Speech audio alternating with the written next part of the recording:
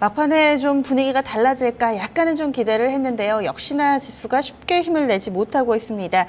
코스닥 지수가 1%대까지도 좀 밀려나고 있고요. 코스피 지수도 현재 260선대 초반에서의 흐름을 보여주고 있습니다. 최근 들어서 지수가 좀 상당히 좀 크게 출렁거림이 나타나고 있고 변동성이 커지고 있는데 사실 더욱더 답답한 것은 그 원인을 찾기가 어렵습니다. 그렇다고 미국 증시와의 좀 밀접한 관계도 없고요. 또 수급 주체들도 아직까지는 좀 몸을 사리고 있는 가운데 과연 어떤 부분에 포커스를 맞춰서 대응 전략 세워봐야 할지 고민이 됩니다. 내일장 미리 보기 대신증권의 이경민 연구원입니다. 안녕하세요. 네, 안녕하십니까. 네.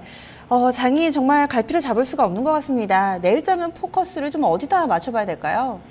무엇보다도 외국인 선물 매매 패턴에 좀 포인트를 맞춰야 될 것 같습니다. 오늘 증시를 보면은 장중 반등 시도를 보이다가 장 후반으로 들어가면서, 그러니까 오후장 들어서면서 외국인 선물 매도, 이로 인한 현선물 베이시스 악화, 프로그램 매물 압력, 그리고 기관의 매도 전환이 좀 시장에는 하락 압력으로 이어지고 있는 모습을 나타내고 있습니다.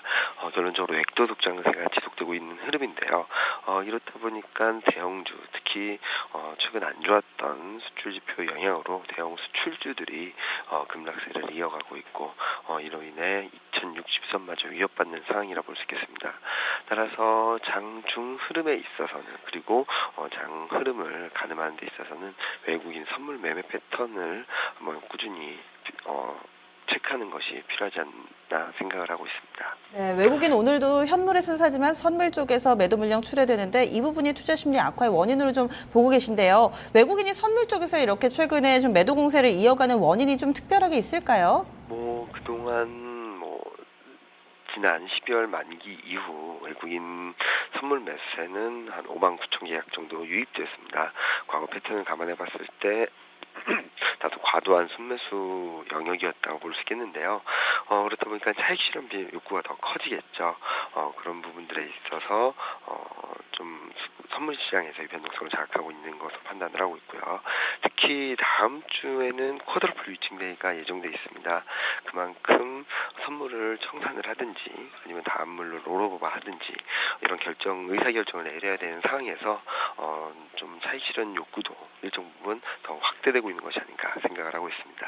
네, 또 이번 달에 쿼드러플 위칭데이가 있었군요. 이번에는 해외 쪽으로 좀 시선을 옮겨보겠습니다. 오늘 밤에는 어떤 해외 이벤트들이 있나요?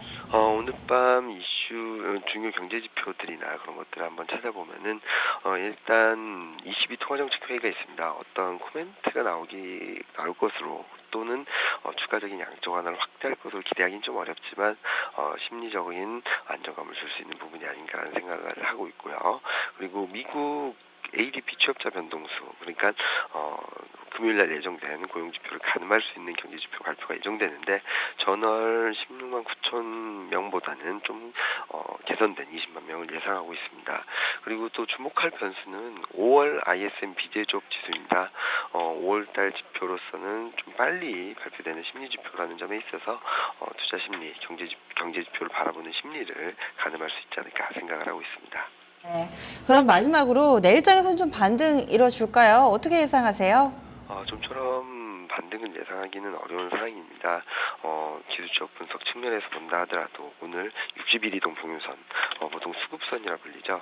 수급선에서 수급적인 부담으로 낙폭이 커졌다는 점은 단기적으로 변동성이 이어질 수 있다라는 점을 시사하는 부분이라 볼 수 있겠고요. 따라서 60일 이동 평균선을 회복하기 전까지는 추격 매수도 반등은 한다고 따라가서 하거나 추격 매수하거나 섣부른 저점 매수 전략은 좀 어렵지 않나라는 생각을 하고 있습니다.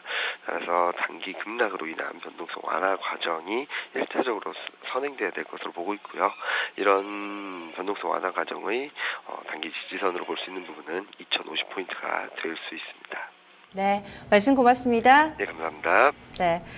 쉽게 반등을 예단하기는 좀 어려운 것 같습니다. 오늘 장에서 60일 이동평균선이 이탈을 했는데요. 2150선이 좀 확인되는 부분, 이 부분까지는 좀 더 신중하게 좀 접근을 해봐야 되겠다라는 의견 좀 들어봤습니다. 최근에 외국인 선물 수급이 다소 좀 부담 요인이 되고 있다라는 평가도 있었습니다. 현재 동시효과 구간 진입을 앞두고 있는 모습입니다. 코스피 지수는 2060선대 초반이고요. 코스닥 지수 700선 여전히 하회하는 흐름 이어지고 있습니다. 잠시 후 2부로 이어가겠습니다.